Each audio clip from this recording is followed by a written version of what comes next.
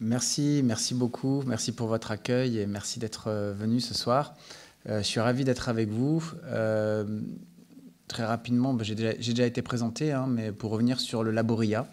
Le Laboria, c'est une initiative qui a été lancée en novembre 2021 par le ministère du Travail et INRIA, qui est mon employeur, pour accompagner le ministère du Travail sur le sujet de l'intégration de l'IA au travail, dans les environnements de travail, dans les organisations. En 2021, en novembre 2021, on estimait que c'était un sujet un peu de prospective. On avait évidemment beaucoup d'organisations d'une certaine taille qui expérimentaient. On pouvait par exemple retrouver chez des grandes sociétés comme EDF ou comme Airbus plus de 200 expérimentations en cours, mais pas toujours de conclusion. Plutôt une approche qu'on appelle des POC, Proof of Concept, preuve de concept. Et dans des grandes administrations, à Bercy par exemple, avec lequel je travaille beaucoup, depuis 2017, on essaie d'intégrer l'IA dans le travail des agents, notamment les agents qui essaient d'identifier les fraudes fiscales des entreprises. Aujourd'hui, c'est un sujet qui est relativement mature sur le plan technique, mais pas forcément sur le plan humain. On avait quelques grandes collectivités aussi, comme Paris, Toulouse, Montpellier, Nantes, qui pouvaient avoir des cas d'usage, toujours expérimentaux. Un an plus tard, tout a changé, puisque un an plus tard, novembre 2022, exactement un an plus tard, est arrivée une autre forme d'IA par le canal du grand public, qui est l'IA dite générative. Plus simplement, pour vous, c'est l'arrivée de ChatGPT, en fait, en novembre 2022. Et puis derrière, d'autres formes d'IA générative ou des formes identiques, mais d'autres entreprises qui ont développé ces propositions.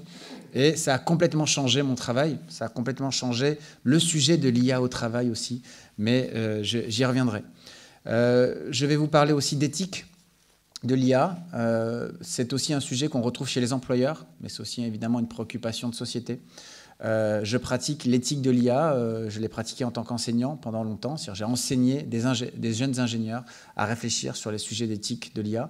Je suis aussi dans des comités éthiques d'entreprise, notamment je suis dans le comité éthique de DocaPost Éducation, qui commercialise une des applications les plus répandues en France, mais moins connue que ChatGPT, et pourtant très marquante, c'est Pronote. Ceux qui ont des collégiens et des lycéens maintenant disent « Ah oui, oui, ça on connaît, je l'ai déjà regardé 10 fois aujourd'hui ». Eh bien, il y a des enjeux éthiques très forts. D'abord, c'est les données sensibles de nos enfants. J'ai 2 enfants, ils ont tous les 2 Pronote. En fait, on est 4 dans la maison et je suis le seul à ne pas avoir Pronote. Moi, je suis dans le comité éthique, ça suffit. Et tout le monde regarde Pronote à peu près une dizaine de fois par jour. Il y a les notes, mais il y a aussi les absences des profs. Il y a aussi les informations qui peuvent être apportées par le proviseur. Donc ça, c'est un vrai sujet.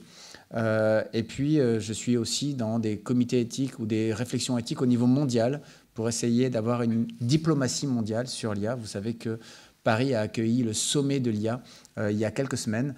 Ça a réuni plus de 60 pays avec une déclaration qui a été signée par la Chine, avec qui historiquement on avait très peu de liens sur l'IA, mais qui n'a pas été signée par les États-Unis, avec lequel historiquement on avait beaucoup de liens sur l'IA. Et donc on est en train de voir aussi que c'est un sujet de géopolitique majeur. Et que le tournant idéologique des États-Unis aujourd'hui modifie les alliances aussi autour de l'IA et pas uniquement de l'Ukraine. Mais vous devez savoir que l'Ukraine, c'est aussi un sujet d'IA, puisque en Ukraine, il y a des terres rares extrêmement importantes pour développer des parties de processeurs qui sont essentiels à l'IA, et que si Donald Trump s'intéresse autant à l'Ukraine, mais avec une autre forme d'intérêt que ce que nous, on peut avoir, c'est aussi un lien avec l'intelligence artificielle. Donc, vous voyez, c'est partout. Et évidemment, il faut aussi de l'éthique. Alors, je vais vous parler de l'IA au travail d'abord, parce que c'est mon grand domaine de spécialité, en posant d'abord une question. Est-elle enfin devenue employable? Est-ce que l'IA peut enfin bosser? Parce que l'IA n'est pas née le 20 novembre 2022. Hein, l'IA, c'est d'abord une discipline de recherche qui est née en 1956. Voilà, c'est une discipline de recherche qui a quasiment 70 ans. Et cette discipline de recherche, évidemment, suscite énormément d'intérêt du point de vue des entreprises, des industriels, parce qu'ils en imaginent des très grands gains de productivité et donc de la compétitivité accrue. Et depuis 70 ans que cette discipline existe, ce n'est pas la première fois qu'il y a des énormes espoirs vis-à-vis de cette discipline pour créer des outils pour gagner en productivité et en compétitivité. Ces temps d'espoir, on les appelle des printemps.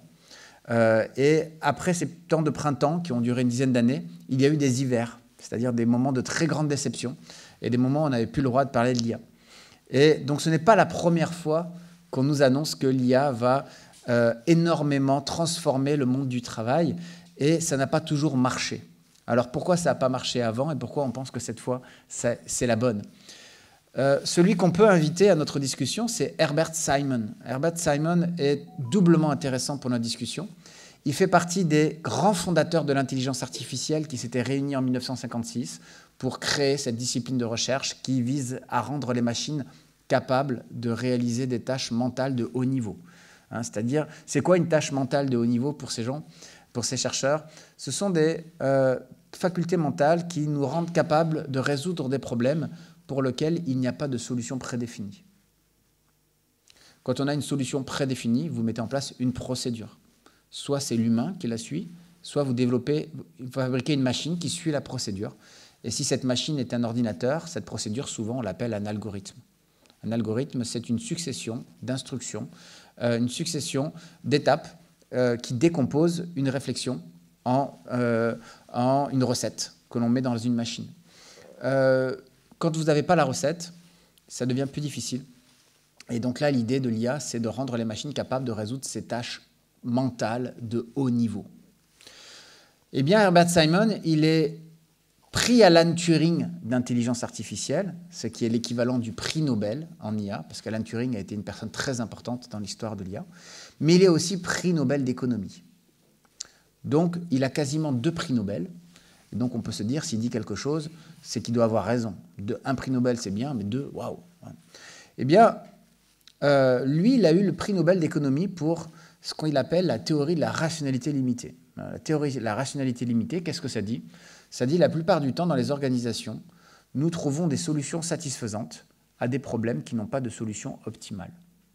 Nous trouvons des solutions satisfaisantes à des problèmes qui n'ont pas de solution optimale. En gros, souvent, on se débrouille. Voilà, on se débrouille. Et ce qui intéresse Herbert Simon, c'est de rendre les machines capables de résoudre ce type de problème. Eh bien, en 1958, il nous dit « l'affaire sera réglée dans 20 ans. Dans 20 ans, les machines seront capables de faire tout ce que les humains peuvent faire. » Et il nous dit ça en 1958. 20 ans plus tard, en 1978, nous sommes au cœur du premier hiver de l'intelligence artificielle. Donc, il s'est planté. Moi, je n'ai pas de prix Nobel, donc peut-être qu'on se retrouve dans 20 ans et vous me direz « Monsieur Ferguson, vous vous êtes planté. Soyons humbles. Je vous dis ce qu'on pense savoir aujourd'hui. » Donc, ce n'est pas arrivé. Et pourquoi ce n'est pas arrivé? Pourquoi c'est si difficile de faire travailler les machines? Alors, vous avez des raisons techniques, notamment lorsque ces machines, on veut leur faire des travaux manuels. Vous avez plein de machines dans les usines, mais une machine qui vient réparer votre évier, ça, c'est très compliqué. Une machine qui fait la même chose toute la journée, c'est très bien, mais réparer les éviers, c'est différent. Les cuisines sont différentes, les éviers sont différents, les problèmes à résoudre sont différents. Et puis, il faut se contorsionner un petit peu. Et donc ça, c'est très difficile. Ça, c'est une réponse plutôt technique. Mais moi, je vais vous donner une réponse travail. Une réponse travail va se résumer dans ce qu'on va appeler le paradoxe de Polanyi. Ça, c'est très chic, si vous arrivez à vous souvenir de ça, pour briller dans vos conversations de soirée. Les paradoxes de Polanyi, c'est Michael Polanyi. Si vous avez fait un peu d'économie, vous connaissez peut-être Karl Polanyi, qui est plus connu. Mais Michael Polanyi a exprimé un paradoxe qui est très important pour nous dans l'IA. Nous en savons plus que nous sommes capables d'en dire. Nous en savons plus que nous sommes capables d'en dire. Qu'est-ce que ça veut dire? Ça veut dire que quand vous demandez à votre meilleur expert professionnel « Mais comment tu fais ?» Eh bien, comme dirait Anne Roumanoff, il ne vous dit pas tout. Voilà, il ne vous dit pas tout. Et s'il ne vous dit pas tout, c'est parce qu'il ne sait pas qu'il le sait. Et le paradoxe de Polanyi va encore plus loin. Plus on est bon, moins on sait ce que l'on sait. Pourquoi? Parce que l'expertise se loge dans l'indicible de l'expérience au travail. Plus vous êtes bon, moins vous savez ce que vous savez. Et donc, on était en difficulté pour intégrer dans des machines des raisonnements de haut niveau. Pourquoi? Parce que les raisonnements de haut niveau on ne sait pas les décrire. On a plus de mal à les décrire. Les raisonnements pratiques, les raisonnements mathématiques, on sait les décrire. Mais les raisonnements pratiques, c'est beaucoup plus difficile. Et au travail, on a souvent l'intelligence pratique. Celui qui sait tout ce qu'il sait, c'est celui qui sort de l'école. Il vient d'avoir l'examen. Il sait tout ce qu'il sait. Mais en entreprise, on l'appelle un débutant. Et on sait très bien que l'écart entre ce qu'il vient d'apprendre et ce qu'il faut faire pour que ça marche, c'est l'expérience. Et l'expérience, ça ne s'apprend pas, ça se vit, et ça s'incrémente. Alors, dans les années 2010, on a 3 événements qui font dire aux experts « le paradoxe de Polanyi est en train de vaciller.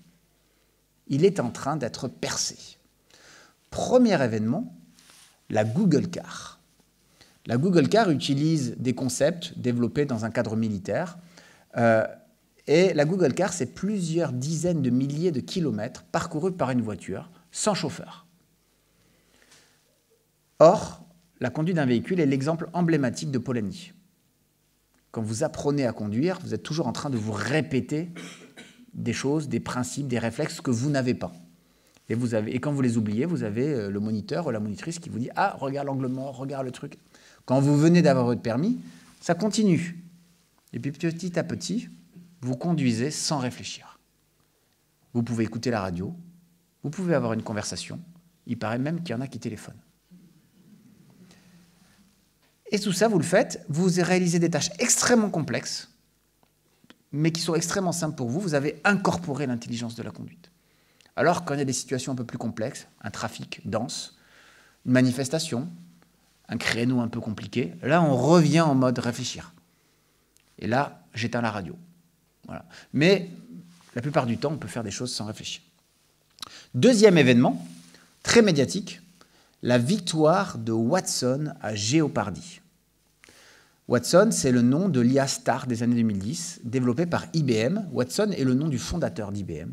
Donc quand vous donnez à une technologie le nom de votre fondateur, c'est que vous y croyez fort.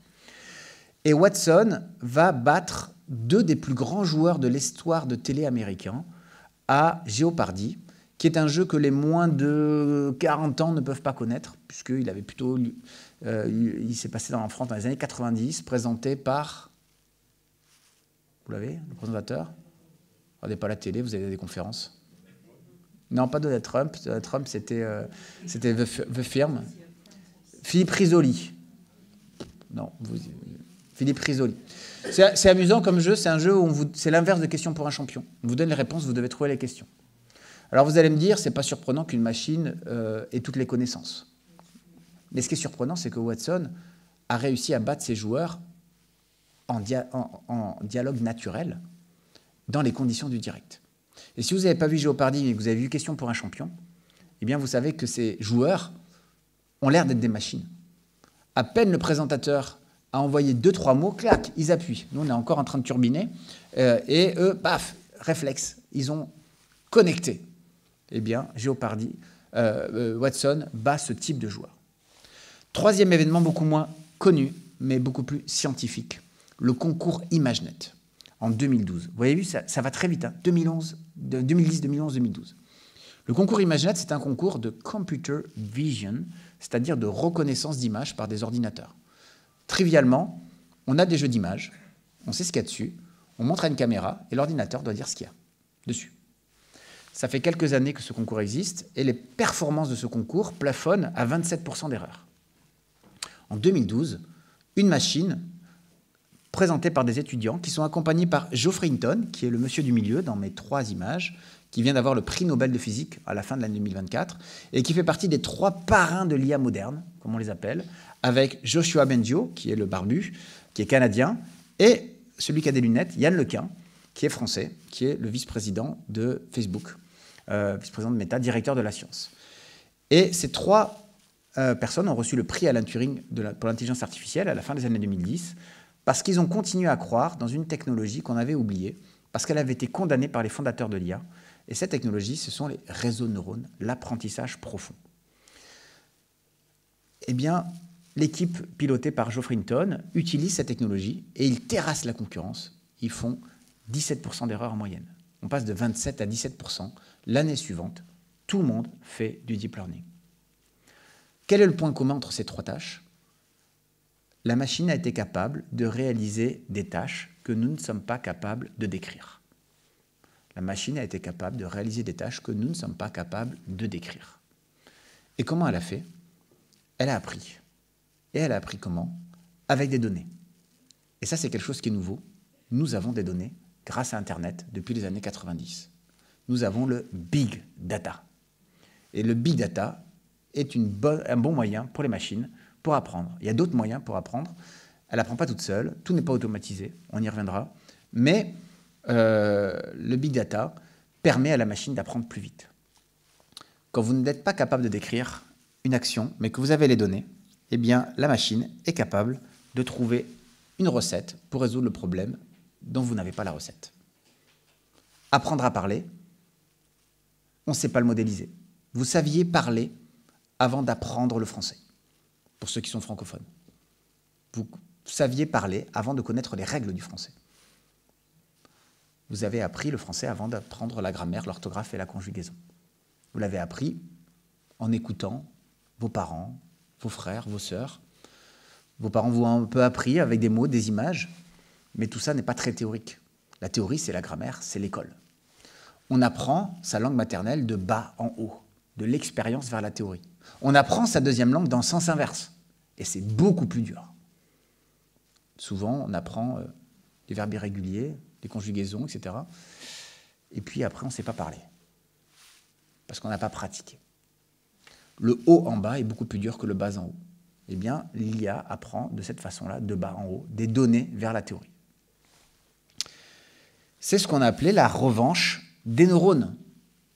La revanche des neurones, c'est la revanche de cette approche qui repose non pas sur l'imitation du raisonnement humain, qui était l'approche dominante de l'IA jusque dans les années 2010, mais l'imitation de l'apprentissage humain, qui est l'approche dominante depuis 2010. Aujourd'hui, si nous vivons une révolution dans l'IA, c'est parce que nous cherchons davantage à imiter l'apprentissage que le raisonnement. Nous avons quelque part renoncé à fabriquer des machines logiques. Nous créons des machines qui apprennent de manière empirique. Alors évidemment, sur le travail, ça pose 5 grands récits. Le premier récit, c'est celui du remplacement. Si les machines sont capables de travailler, allons-nous avoir un job? Évidemment, c'est le récit le plus anxiogène. L'IA va piquer nos boulots. Le deuxième récit, c'est on va avoir du boulot, mais on va obéir à des machines. On va recevoir des instructions de nos machines. On n'aura plus de manager, on aura des machines qui nous diront quoi faire. Ce qu'il faut faire et comment il faut le faire. On a effectivement partout dans le monde des machines qui donnent des instructions, des machines qui contrôlent, qui surveillent, qui vérifient, et des machines qui vous évaluent, c'est-à-dire des tâches de manager. Troisième récit, on va être augmenté par l'IA. On va travailler avec l'IA, on va faire des choses qu'on ne savait pas faire. Ou alors on va refiler à l'IA le sale boulot, et on passera plus de temps sur le boulot qu'on a envie de faire. C'est une autre forme d'augmentation. Et comme on passera plus de temps, on sera meilleur. Ça, c'est le récit plutôt optimiste. Un autre récit moins optimiste, c'est l'humain divisé. En fait, il y a des gens, une masse de travailleurs qui verraient leur situation très fortement dégradée par l'IA. Non pas que ça prendrait leur travail, mais ils deviendraient des travailleurs pauvres. Parce que finalement, on aurait moins besoin de leurs compétences, on a juste besoin d'eux pour suivre les instructions de l'IA. Donc ce n'est pas très valorisant. Et puis on aurait une élite qui, elle, profiterait très largement de l'IA. C'est ce qu'on appelle la polarisation du travail. Donc des inégalités sociales qui s'augmentent et des classes moyennes qui sont fragilisées et qui vont plutôt vers le bas, et une minorité qui va vers le haut. Et puis le dernier récit, positif, on a un humain qui est réhumanisé par l'IA. Pourquoi? Parce que on va utiliser l'IA pour aller chercher les tâches qui font de nous des robots au travail. Et on va passer plus de temps sur ce qui fait de nous vraiment des humains. Être créatif, s'occuper les uns des autres, être plus dans l'empathie, là où on ne voudrait pas mettre de l'IA. Ça, ce sont les 5 grands récits qui sont apparus dans les années 2010. que j'ai appelé les 5 histoires d'humain au travail. Et évidemment, ça construit nos discussions, ça construit notre imaginaire aussi. L'avenir sera un bout de chaque, mais pas forcément un récit dans son intégralité. Sûrement que ces 5 récits vont apparaître et vont être développés. Il y a des récits plus désirables que d'autres. Alors, l'IA, effectivement, aujourd'hui expérimentée au travail, mais rien ne se passe comme prévu. C'est ce que j'appelle les progrès inattendus de l'IA. Rien ne se passe comme prévu. Elle ne se déploie pas dans les tâches où on l'imaginait. Et la façon dont elle arrive au travail aujourd'hui ne se passe pas comme prévu non plus. C'est ça le double sens des progrès inattendus de l'IA. La première étude qui a commencé à annoncer l'avenir date de 2013.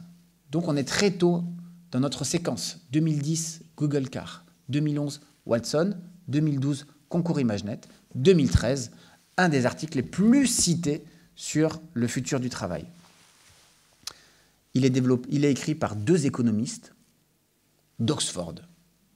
Donc Oxford, très belle institution, c'est très sérieux. Il nous annonce en 2013 que 47% des emplois américains pourraient disparaître en 20 ans. Un emploi sur 2. Du fait de l'arrivée de ces nouvelles générations de robots intelligents. Alors comment ils ont abouti à ce chiffre épouvantable, effrayant, par la quantité et par la vitesse? Ils sont d'abord allés dans les laboratoires et ils ont étudié un certain nombre de solutions, et notamment leur maturité. Qu'est-ce qu'on attend par maturité? C'est le temps de mise sur le marché. C'est très mature quand ça va arriver dans 5 ans, c'est moyennement mature quand ça va arriver dans 10 ans, moyen terme, c'est pas trop mature quand ça va arriver dans 20 ans, long terme, et au-delà de 20 ans, on dit que c'est pas prêt. Ils ont ensuite regardé non seulement ce que l'IA peut faire, mais aussi les incapacités de l'IA.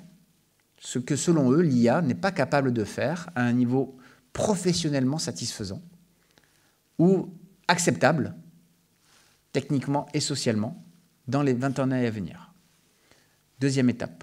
Troisième étape, ils ont regardé quels étaient les métiers qui, dans leurs tâches, mobilisaient les incompétences de l'IA. Le raisonnement est le suivant. Plus votre métier mobilise les incompétences de l'IA, moins l'IA va vous impacter. Moins votre métier mobilise les incapacités de l'IA, les incompétences de l'IA, plus votre métier sera impacté. Quelles sont les incompétences de l'IA en 2013 ? Constatées. La perception et la manipulation, la dextérité des doigts, des mains, travailler dans des positions inconfortables, dans des espaces exigus. Les artisans, nous dit-on, sont peu concernés par l'IA. Alors là, j'ai fait un anachronisme, je vous ai mis une publicité de ChatGPT. C'est un constructeur qui avait habillé son chantier d'une publicité et ChatGPT finit ce bâtiment. Nos compétences sont irremplaçables. Enfin, vous avez beau utiliser ChatGPT, ça ne fera pas avancer votre chantier. Donc plus vous mobilisez la perception et la manipulation, moins vous seriez exposé à l'IA. L'intelligence créative, et donc là vous voyez que ça a un petit peu vieilli, les beaux-arts, les idées nouvelles, la flexibilité, la capacité à résoudre des problèmes, la capacité d'adaptation. Plus vous mobilisez cette forme d'intelligence créative dans votre travail, moins vous êtes exposé à l'IA. Et enfin, l'intelligence sociale, comprendre les autres, prendre soin des autres, négocier, persuader. On nous dit que plus vous utilisez ces compétences, moins vous êtes exposé à l'IA. Voilà le graphique star de cette étude. Du côté des très exposés, pourquoi on est très exposé? Parce qu'on a plus de 70% des tâches, des compétences de notre emploi qui matchent avec ce que c'est faire l'IA. Transport, production, administration, vente, service. Parce que, à part pour le transport, qui est un peu particulier parce qu'il croit beaucoup dans le véhicule autonome, on considère que dans ces métiers, dans ces activités, il y a une forte prévalence des répétitions. Et la façon dont on voit l'IA dans les années 2010, c'est que l'IA, elle vient chercher les répétitions, les routines, les tâches pénibles, les tâches rébarbatives, les tâches, entre guillemets, parce que je ne cautionne pas ce terme, à faible valeur ajoutée. De le côté des métiers peu exposés à l'IA, médecins, à part les radiologues, art éducation, ingénierie, management. Ça, c'est ce qu'on nous dit en 2013. Et donc, on nous dit que ces métiers sont peu exposés à l'IA parce qu'ils mobilisent précisément les incapacités de l'IA. L'intelligence en 3 dimensions, l'intelligence sociale, l'intelligence créative. Pour la France, le cabinet Roland Berger prend la même méthode et nous dit 42% des emplois français sont menacés. C'est un peu 2010, là, c'est un peu la panique. C'est un peu le début de mon job. Comme quoi, la panique des uns fait le bonheur des autres. Quand il y a le feu, il faut toujours des pompiers. Et c'est le moment où on se dit qu'il faut mettre un peu des experts qui réfléchissent à tout ça. Mais on est calme parce que tout ça est très théorique. Très, très théorique. 10 ans plus tard, 2023, l'OCDE refait une étude qui s'inspire pas mal de l'architecture de l'étude d'Oxford, mais avec quelques différences subtiles sur le plan méthodologique. D'abord, ils vont regarder les 10 applications de l'IA qui ont connu les progrès scientifiques les plus significatifs sur la période 2010-2015. Quelles sont-elles? La reconnaissance des pistes musicales et instrumentales, la reconnaissance du langage, la traduction, les jeux de stratégie abstraites, la modélisation du langage, la réponse à des questions visuelles, la reconnaissance d'images, la génération d'images, la compréhension de la lecture et les jeux vidéo en temps réel. C'est assez éclectique, un peu décousu. Quel est le fil?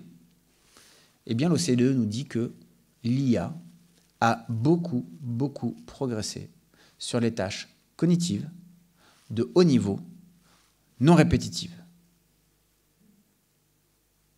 Ça, c'était la première question. Deuxième question.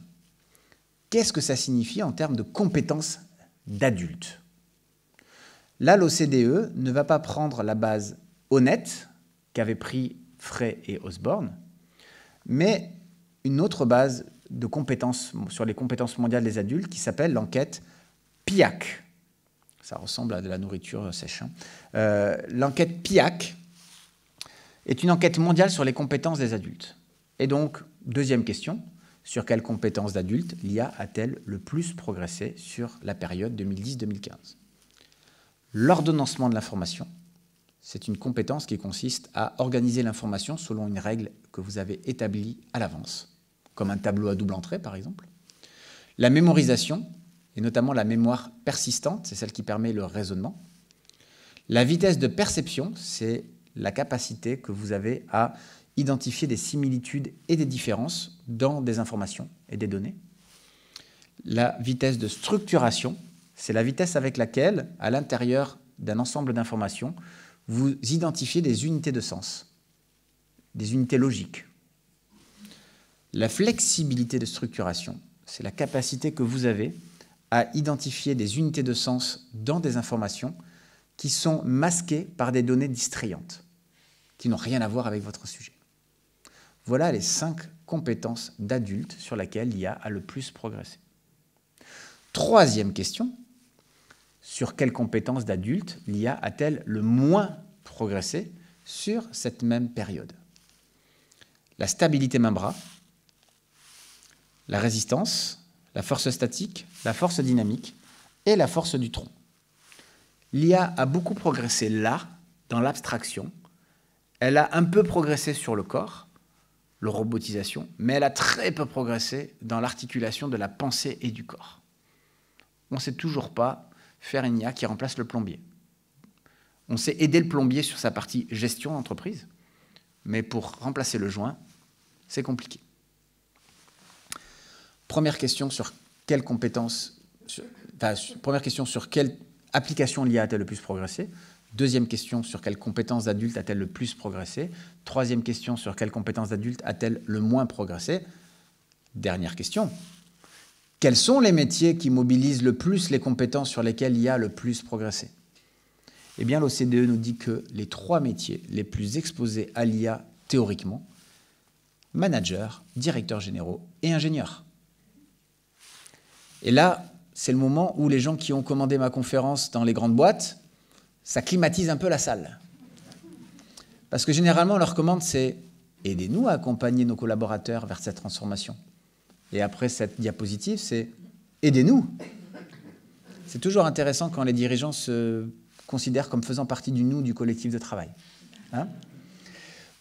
Donc aujourd'hui, on en est là, mais par contre, l'OCDE nous dit qu'on parle de moins en moins d'automates et de plus en plus d'assistants.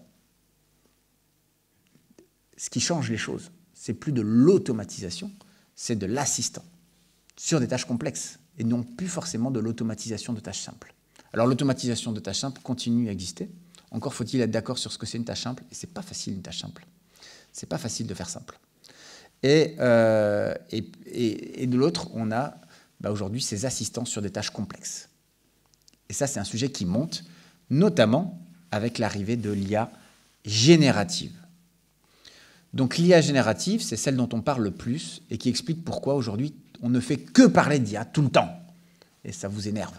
Moi, ça ne m'énerve pas, c'est mon boulot, j'adore. Mais on parle de plus en plus d'IA et c'est beaucoup lié à l'IA générative, celle qui est apparue une première fois, peut-être dans votre vie, avec ChatGPT en novembre 2022. Qui a un compte ChatGPT? Pas mal. C'est un peu moins la moitié de la salle. Si. Alors on peut l'utiliser, alors on peut avoir des comptes d'autres choses, et puis on peut l'utiliser sans avoir un compte. Voilà. Mais c'est énorme. C'est énorme. C'est beaucoup plus que d'utilisateurs de l'IA qu'auparavant. L'IA générative, c'est pour nous le temps smartphone de l'IA. L'IA était pour la plupart des gens un sujet de science-fiction. Regardez Terminator, la version voilà, qui fait peur. Her, la version « Je tombe amoureux de mon IA voilà, », qui fait peur aussi, mais c'est moins effrayant. Voilà. Il y avait d'autres films, des dessins animés aussi, Wall-E. On retrouvait des romans aussi, des romans d'Asimov notamment, qui sont très importants sur le sujet de l'IA. Le cycle des robots d'Asimov, Fondation d'Asimov. On avait une réflexion plus ancienne, où il y a moins d'IA, c'est plus de l'électricité. C'est Frankenstein, ou la Prométhée moderne, de Maria Shelley. Donc on a toute une fiction, mais là, maintenant, c'est très concret. C'est potentiellement dans votre poche, sur vos smartphones. Alors moi, ce qui m'a, dans un premier temps, dérouté, c'est à quel point il y avait ce succès de l'IA, alors même que ChatGPT ne respectait a priori aucun des grands principes de l'IA dite de confiance. Et ce n'est pas moi qui les ai inventés. En 2018, la Commission européenne a sollicité des experts pour dire « Définissez-nous au niveau européen ce que c'est l'IA de confiance. Donnez-nous les grands principes, les 7 exigences de l'IA de confiance pour que nous, Européens, on puisse s'engager. » Ok, ils ont dit, on va réfléchir, ils ont réfléchi, ils ont remis un rapport, il y avait des industriels, des universitaires, etc. Il y a d'abord une IA de confiance, il faut qu'on garde la main, il faut qu'on garde le contrôle. Il faut ensuite qu'elle soit robuste, techniquement. Il ne faut pas qu'elle nous saute à la figure, qu'on ne puisse pas la cyberattaquer aussi. Il faut qu'elle soit déployée au nom du bien-être sociétal et environnemental. Il faut qu'elle ait un but bienveillant. Il faut qu'elle ne porte pas atteinte à nos principes de diversité, de non-discrimination et d'équité. Il faut qu'elle n'impute pas la chaîne des responsabilités. Il ne faut pas qu'on puisse dire « c'est pas moi, c'est l'IA ». Il faut qu'elle soit transparente sur comment elle fonctionne, qu'elle puisse dire aussi pourquoi elle nous dit ça. Et il faut enfin qu'elle respecte la vie privée et la gouvernance des données. Ils ne se sont pas contentés de faire ces 7 exigences. Pour chaque exigence, ils ont posé une douzaine de questions, parfois un peu plus, que les concepteurs de l'IA doivent se poser quand ils développent un système. Alors, c'est de l'éthique, donc ce n'est pas obligatoire, mais c'est aidé. ChatGPT arrive. Est-ce que ça respecte ces grands principes? L'action et le contrôle humain par l'homme? Rien du tout. On a tous utilisé, la plupart l'ont utilisé, ils ne connaissaient pas du tout comment fonctionnait ce système, donc ils ne pouvaient pas agir en bonne conscience. Puisque c'est arrivé, tout le monde a utilisé sans vraiment savoir comment ça marchait. Est-ce que c'est robuste? Pas du tout. Ça hallucine. Ça n'a rien à voir avec la vérité. L'erreur n'est pas quelque chose qu'on peut corriger, c'est juste quelque chose qu'on peut réduire. Mais on ne peut pas la supprimer parce qu'elle est systémique, elle est par design. Confidentialité, gouvernance des données. Il n'y avait pas de réglementation ni transparence. Les gens ont comme un prompt sur 12, c'est-à-dire un usage sur 12 contient des données sensibles aujourd'hui dans le monde. Transparence. Ça s'appelle OpenAI, la boîte qui commercialise ChatGPT, ça devrait s'appeler OpaqueAI. Ça ne nous dit rien, ça nous cache tout. Diversité, non-discrimination et équité. Il y a une éthique chez les ingénieurs d'OpenAI. J'ai envie de dire, il y en a encore une, parce que vous savez qu'il y a un tournant idéologique dans la Silicon Valley qui était très démocrate, très bien-pensant, etc. Et là, depuis que Trump et Elon Musk sont au pouvoir, eh bien, on supprime les modérateurs, on dit que non, il ne faut pas que ce qu'il y a soit éthique, il faut que laisser chacun libre de ce qu'il veut. En gros, quand ChatGPT est sorti, et c'est encore le cas aujourd'hui, on pouvait très difficilement lui faire dire des choses sexistes, fascistes, racistes, homophobes, LGBT-phobes, platistes. Lui faire dire que la Terre était plate, on ne pouvait pas. Climato-sceptique. Lui demander un raisonnement pour démontrer que l'humain n'est pas responsable du dérèglement climatique, il ne pouvait pas. Il vous répondait, ce n'est pas possible, le réchauffement climatique, le dérèglement climatique n'est pas une opinion, c'est un fait scientifique établi et l'humain en est responsable. Si vous êtes d'accord avec ces grands principes, vous trouvez que c'est bien. Mais tout le monde n'est pas d'accord.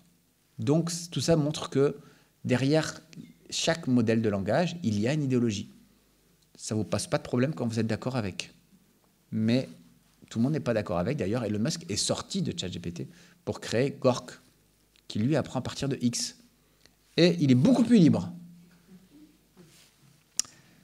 Bien-être social et environnemental. On y reviendra, il y a des impacts écologiques très importants. Et pour faire fonctionner ces systèmes d'IA, il faut beaucoup de travailleurs humains, loin de nous, très mal payés.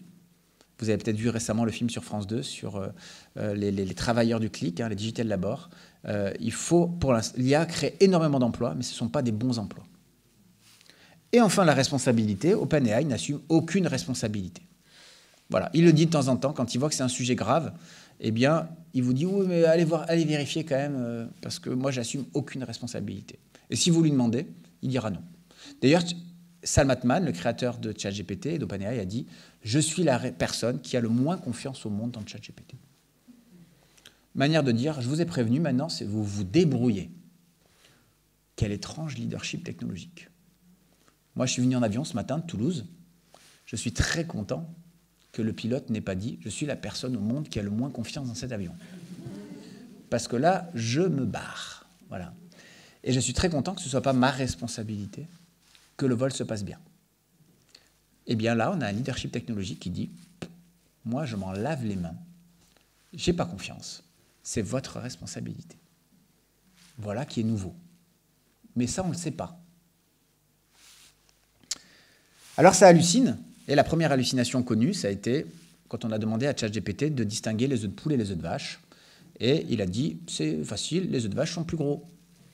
Ils n'ont pas la même couleur, pas la même forme. » Moins drôle, Maître Schwartz, qui avait défendu son client, qui avait reçu le chariot de l'hôtesse de l'air dans le genou, il voulait attaquer la compagnie aérienne. Maître Schwartz a dit « Pas de problème. » Dès que son client est parti, il a demandé à ChatGPT « Trouve-moi une jurisprudence pour défendre mon client et rédiger mon mémoire technique. » Il lui a sorti une quinzaine d'arrêts.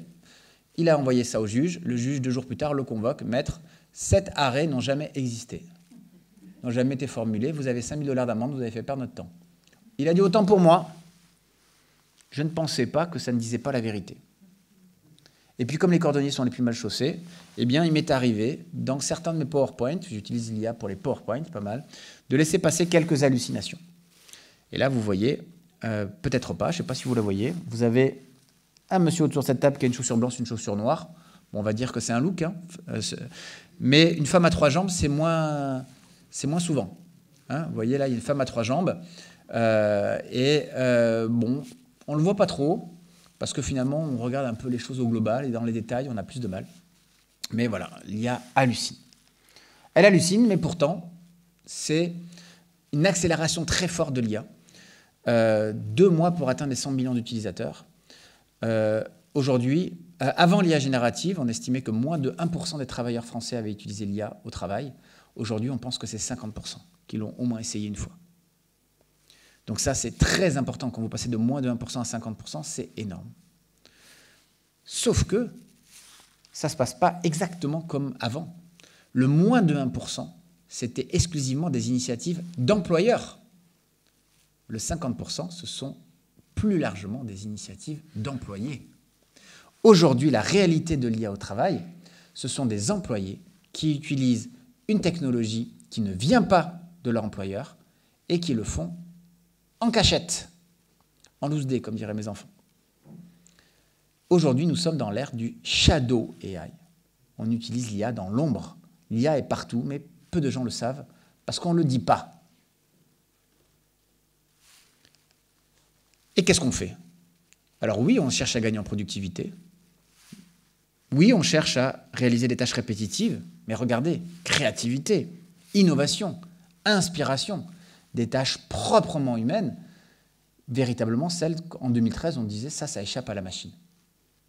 Et non, on utilise l'IA sur des tâches très haut niveau, des tâches créatives. Voilà quelques exemples d'utilisation. Cette commerciale polonaise me raconte qu'elle a du mal à avoir des bons résultats commerciaux avec les Italiens. Et elle pense que c'est parce qu'elle est polonaise. Et donc elle demande à l'IA, peux-tu m'aider à rendre plus acceptable mes démarches commerciales par des Italiens? Et l'IA réécrit ses mails pour qu'ils soient plus acceptables pour les Italiens. Ça, c'est un expert comptable qui dit, moi, le chiffre, je laisse à l'IA. Et finalement, ce que je garde, c'est mon jugement professionnel. Comprendre mon client. C'est intéressant parce que les experts comptables, on appelle ça les métiers du chiffre. Troisième retour d'expérience, l'assistant naïf. L'assistant naïf, c'est celui qui utilise l'IA, c'est un créateur qui utilise l'IA comme un assistant naïf qui, me dit-il, n'est pas contaminé par des certitudes. Il n'est pas contaminé par des certitudes qui bloquent son processus créatif. Vous savez ce que disait Steve Jobs, jusqu'à 30 ans, on fait nos habitudes, après 30 ans, ce sont les habitudes qui nous font. Comment je m'en affranchis? Eh bien, je vais utiliser l'IA, qui lui n'a pas d'habitude. Ça, c'est un médecin spécialisé dans la relation avec les malades, qui utilise l'IA pour rédiger ses courriers aux patients. Et vous voyez ce qu'il lui dit, tu es assistant d'une équipe de médecins spécialistes hospitaliers, experts en éthique et en communication interne. L'objectif est de fournir des documents explicatifs détaillés à destination d'un ou d'une patiente pour lui permettre de mieux comprendre ce qui est arrivé, sa prise en charge, ses pathologies et les traitements. Je vais te donner la conclusion médicale d'un séjour hospitalier ou d'une consultation. Tu vas rédiger à partir de ces données un texte empathique d'explication en français de 800 mots environ. Les informations à prendre en compte sont, il s'agit d'une femme ingénieure très rigoureuse. Il lui envoie son tableau, hein, les données médicales, et voilà ce qu'il lui donne. Un sujet très technique, en référence au fait que c'est une ingénieure qui a besoin d'un style très technique. Mais ensuite, il peut changer en lui disant « c'est un enfant de 14 ans qui s'inquiète pour son match de rugby ». Et là, c'est complètement différent. « Salut champion, j'espère que tu te sens un peu mieux et que tu es prêt à récupérer la forme pour revenir sur le terrain de rugby dès que possible. » Et vous voyez le titre, la tactique médicale, les pénalités. Donc il a rédigé un courrier complètement adapté, mais les informations sont les mêmes, mais adaptées à son patient. Ça, c'est une étude qui a été faite par Anthropic, qui commercialise un autre système qui s'appelle Claude, et qui a analysé 4 millions de conversations avec Claude. Qu'est-ce que ça nous dit? Beaucoup d'utilisateurs sont des informaticiens, mais beaucoup sont aussi qui travaillent dans les médias, des journalistes, et d'autres travaillent dans l'éducation ou dans le monde du livre. Ils ont plutôt des rémunérations élevées. Ils sont dans la frange haute des rémunérations, mais pas dans la hyper haute, et surtout pas dans la hyper basse. En gros, c'est un niveau Bac plus 4, Bac plus 5 qui utilise l'IA. Les petits niveaux de rémunération utilisent très peu l'IA et les très hauts niveaux de rémunération l'utilisent peu. Mais c'est plutôt les niveaux supérieurs, mais pas à la très haute fourchette. Et enfin, ils ont des schémas d'utilisation qui se répartissent plus favorablement sur des schémas d'augmentation. J'utilise l'IA pour résoudre des situations complexes, plutôt que des schémas de délégation. J'utilise l'IA pour me débarrasser des tâches simples. Donc aujourd'hui, les usages dominants de l'IA générative, c'est utiliser l'IA pour faire des choses complexes. 35% des early adopters disent qu'ils auraient du mal à s'en passer. Les early adopters, c'est les premiers à avoir utilisé. 55%, je vous ai déjà dit, ont utilisé l'IA sans le dire à leur manager. 70% des utilisateurs de l'IA générative ont entre 18 et 24 ans. Et 65% des étudiants font de l'IA générative un critère majeur pour la présence de l'IA générative, un critère majeur pour choisir leur futur employeur. Et au milieu, je vous ai mis un graphique. 31% des usages portent sur la recherche d'informations. Or, ce n'est pas du tout un bon outil pour chercher les informations. Parce que ChatGPT, par définition, n'a rien à voir avec la notion de vérité et de fiabilité, mais uniquement de vraisemblance statistique. Un énoncé extrêmement vraisemblable qui a été utilisé par Daniel Kahneman pour étudier la façon dont notre cerveau passe à côté de petits détails est le suivant. Combien d'animaux de chaque espèce Moïse avait-il embarqué sur son arche? 80% des gens répondent 2 à cette question. Et 80% des gens ne voient pas qu'il y a une erreur dans l'énoncé. Combien d'animaux de chaque espèce Moïse avait-il embarqué sur son arche? Il ne s'agit pas de Moïse, mais de Noé. Mais 80% des gens ne voient pas la faute. Tout à l'heure, je suis intervenu pour 200 personnes du service juridique de Bercy. 80% des gens m'ont dit 2. Yes. Et non. Si j'avais dit combien d'animaux de chaque espèce Moïse a-t-il embarqué Goldorak a-t-il embarqué sur son arche, là tout le monde aurait vu. Mais Goldorak c'est gros. Moïse, Noé, c'est pas loin. 31% des Français disent qu'ils ont peur de l'IA générative. Ça c'est important, c'est 2 fois plus que le reste du monde. 68% des Français interrogés anticipent des conséquences négatives pour leur entreprise. 4 salariés sur 10 pensent que l'IA pourra à terme faire l'essentiel de leur travail. Et 27% estiment que ça va arriver dans les 10 prochaines années. Les gens qui utilisent l'IA ne veulent pas que ça se sache. Ils ont peur d'être perçus comme des tricheurs, des incompétents et des feignants. Donc ils ont très peur du jugement moral qui pourrait être porté sur eux. Donc tant que ça c'est pas réglé, je fais ça en loose day. Alors je vais vous parler un peu de l'éthique, même si il me reste peu de temps et je voudrais pouvoir échanger avec vous, c'est important. Quelques sujets sur l'éthique. D'abord, il y a un sujet, c'est l'explicabilité. Je vous ai dit que l'IA trouvait elle-même sa recette pour résoudre le problème que vous n'arrivez pas à décrire, mais la recette, elle ne vous la donne pas. Aujourd'hui, l'IA ne vous dit pas comment elle a réussi à résoudre le problème. C'est le problème de l'explicabilité. Et si vous utilisez l'IA pour écrire un texte sur LinkedIn, c'est pas grave. Si vous utilisez l'IA pour diagnostiquer le cancer, vous voulez savoir pourquoi elle a fait ce diagnostic. Et pour l'instant, elle ne vous le dit pas. Deuxième sujet, les biais. On dit l'IA est biaisée. Mais comment elle peut être biaisée vu que c'est des maths? Eh bien, elle peut être biaisée parce que ce sont des gens qui fabriquent l'IA. Et ils disent, à travers ça, leur vision du monde. Je vous ai parlé des ingénieurs de ChatGPT. Ils ont dit le bien, c'est ne pas être raciste. Le bien, c'est de ne pas être sexiste. Le bien, c'est de ne pas être homophobe. Le bien, c'est de ne pas être climato-sceptique. Le bien, c'est de ne pas être platiste. Je me retrouve assez bien dans cette définition du bien et du mal, personnellement. Est-ce que j'ai raison? Est-ce que je peux faire quand même société avec ceux qui ne sont pas d'accord avec moi et qui utilisent un autre système qui dit le contraire de celui que j'utilise? Voilà un sujet. Mais quand on utilise un système d'IA, on ne sait pas qu'il y a eu ces paramètres-là.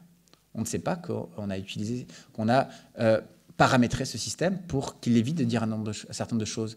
DeepSeek, le système chinois, ne peut pas parler du gouvernement communiste. Il est très performant.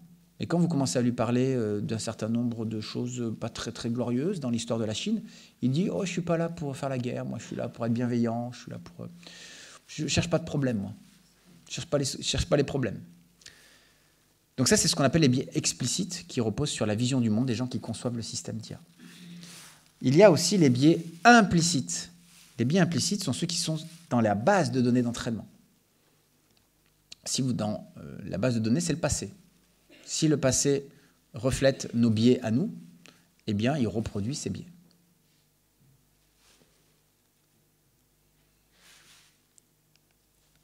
Voilà un exemple de biais. On avait demandé à une IA générative d'images, de fabriquer à la façon d'un photoreporter l'image d'un médecin noir qui soigne des enfants pauvres blancs. On lui a demandé 350 fois cette image. Il a réussi que 22 fois, le reste du temps, il a fait un médecin blanc qui soigne des enfants pauvres noirs.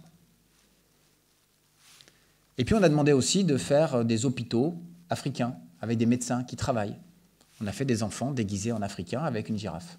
Déguisés en médecins, pardon, avec une girafe. Quand on demande un médecin, il fait toujours un homme. Quand on demande un infirmier, il fait toujours une femme. Ça correspond à nos stéréotypes. Alors, Google a voulu redresser son IA pour qu'il soit plus acceptable, plus inclusif. On lui a demandé de faire des soldats de l'armée du Troisième Reich, dont on savait pertinemment qu'ils étaient faits surtout de personnes noires et de femmes. Non, évidemment, c'est très inclusif, mais c'est la négation de l'histoire. On lui a demandé aussi de faire un roi de France du XVIIIe siècle. Ça, c'est l'histoire qu'on aimerait bien avoir, mais ce n'est pas l'histoire qu'on a eue. Il y a la fiabilité aussi. Et oui, l'IA ne comprend pas ce qu'elle traite. Cela ne fait qu'1 an que l'IA s'est distinguée des dalmatiens de la glace Stracciatella. Cela ne fait qu'un an que l'IA est capable de distinguer des muffins et des chihuahuas. Tant mieux pour les chihuahuas. Hein, mais ça prend du temps parce que l'IA ne comprend pas. Et c'est très ressemblant. Et pour nous, c'est tellement évident parce qu'on sait faire la différence entre les deux. Il y a la question de l'impact écologique. Il est très important. L'impact écologique, il est à plusieurs dimensions. Il y a la dimension dont on parle beaucoup, c'est l'énergie. Un des principaux atouts de la France qui attire énormément d'investisseurs en IA, c'est ce qu'on appelle aujourd'hui, de façon très politiquement correcte, l'énergie décarbonée pilotable. Avant, on appelait ça l'énergie nucléaire. Voilà. Ben ça, évidemment, c'est un énorme atout que l'on a d'un point de vue des infrastructures, parce que ça consomme énormément d'énergie. C'est très difficile à calculer. Il y a beaucoup de controverses, aussi nées du fait que les développeurs de systèmes financent leurs propres recherches, un peu comme le tabac avant, un peu comme l'alcool avant. Mais aujourd'hui, on est à peu près d'accord pour dire qu'en l'état actuel, une requête sur ChatGPT 4, c'est 10 fois plus de consommation d'énergie qu'une requête sur Google. Ça s'améliore, c'est moins qu'avant, mais c'est toujours beaucoup. Donc il faut de l'énergie parce qu'il faut faire tourner les data centers et il faut faire tourner les calculs. Tout n'est pas virtuel dans Internet. Il y a une partie très matérielle, sauf que souvent on ne la voit pas. Le matériel de la voiture, vous le voyez. Vous voyez la voiture, vous la faites tourner, vous voyez une fumée noire qui sort, et là vous dites ça pollue. La pollution de l'IA, elle est très invisible. Il faut aussi des terres rares pour construire les processeurs qui permettent le calcul, et ça, c'est un impact écologique très très fort. Il faut aussi de l'eau, parce que les data centers, ça chauffe. Quand vous faites à peu près 30 ou 40 requêtes sur ChatGPT, c'est 1 demi-litre d'eau que vous avez gaspillé. Ça s'améliore. Et vous savez, quand on améliore l'empreinte écologique d'une technologie, il y a un effet rebond. On l'utilise plus. Achetez une voiture qui consomme 2 fois moins, vous l'utiliserez 2 fois plus.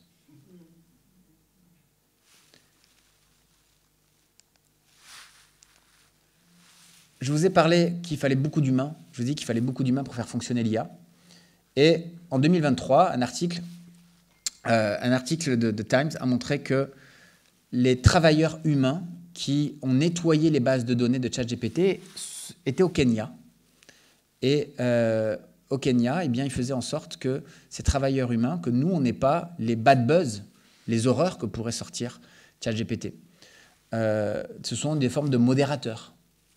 On en a besoin pour fiabiliser les systèmes, pour faire en sorte que nos enfants n'aient pas des choses horribles, mais aussi qu'ils soient un minimum efficients, efficaces.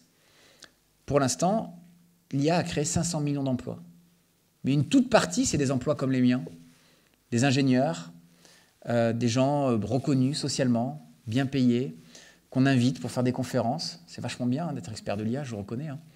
Mais ce n'est pas ça la majorité. La majorité, c'est des gens qui nettoient les données et entraînent les systèmes. Et c'est des métiers payés moins de $ de l'heure, quand c'est payé. Parce que parfois, on leur donne des paniers garnis. C'est tout. Il y a la question de la surveillance. L'IA peut être utilisée à des fins de surveillance, comme en Chine, par exemple, On utilise l'IA pour surveiller, mais pour noter les gens aussi. On vous surveille et on vous note. Et quand vous avez une bonne note, vous avez accès aux services sociaux, à des bourses, au logement. Quand vous avez des mauvaises notes, vous n'avez pas traversé sur les clous, ben on vous baisse votre score de citoyenneté. Et ça ne pose pas de problème à des grands tauliers de l'IA, parce qu'on dit ben, finalement, si vous vous posez la question, c'est que vous avez quelque chose à cacher. Si vous avez quelque chose à cacher, c'est mal.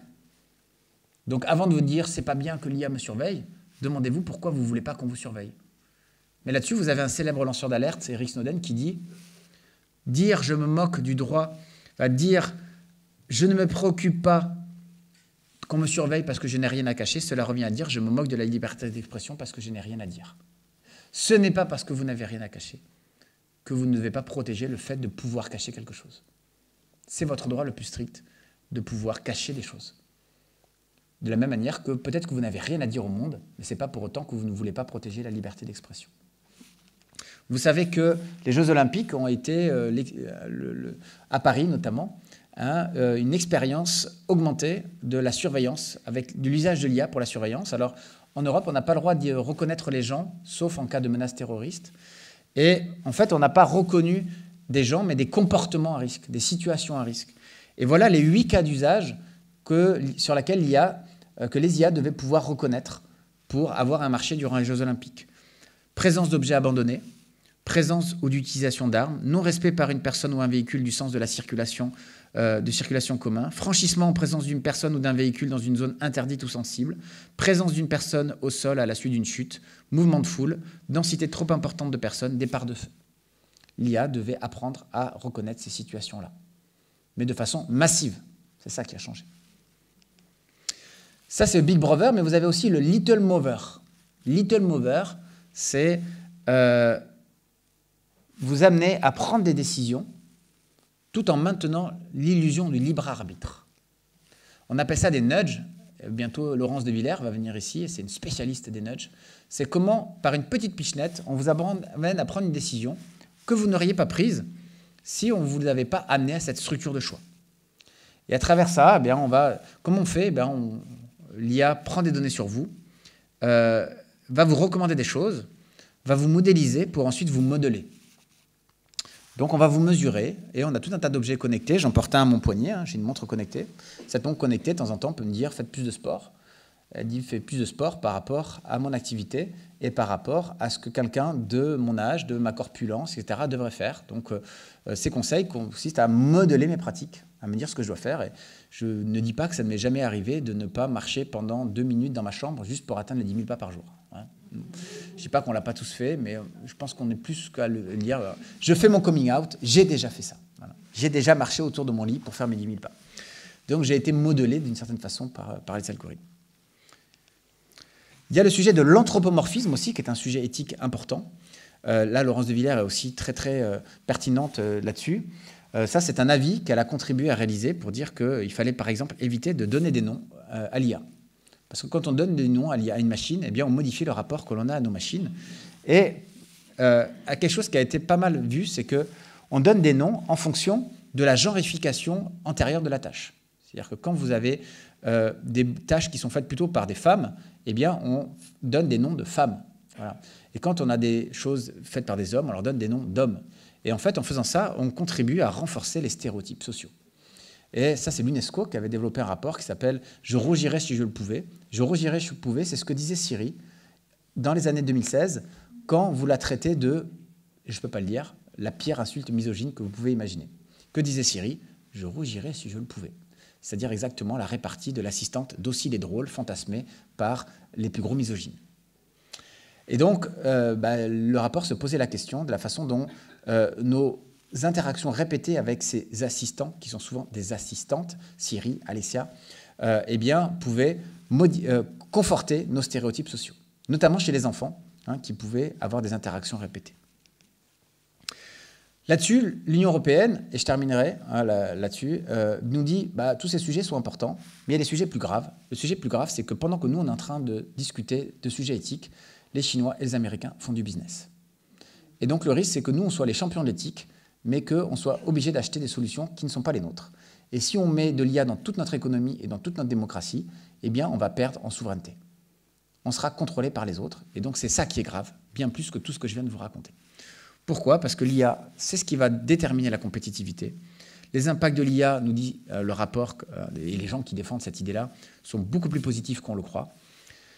Les Américains et les Chinois sont les champions de l'IA dans tous les domaines, et c'est vrai. L'UE doit quadrupler son effort.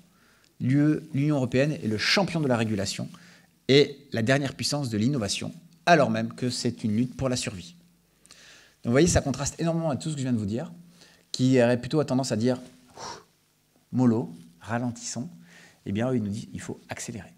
Il faut accélérer parce que pendant que nous, on parle du bien et du mal, de l'éthique, de ce qu'il faut faire, eh bien, les Chinois et les Américains, ils font des produits et peut-être qu'ils vont réussir à mettre leurs produits en conformité avec nos règlements. Tant mieux pour eux, mais nous, on n'aura pas de produits. Et on aura mis nos démocraties et nos économies sous perfusion, américaine et chinoise. Donc ça, c'est le raisonnement beaucoup plus pro-innovation.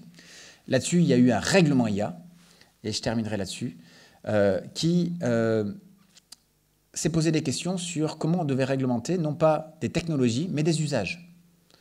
Et on va distinguer les usages et les risques potentiels que ces usages peuvent générer. On a des risques qui sont inacceptables, on a des risques qui sont élevés, on a des risques qui sont faibles, et on a des risques minimums. Les IA à risque inacceptable vont être interdites.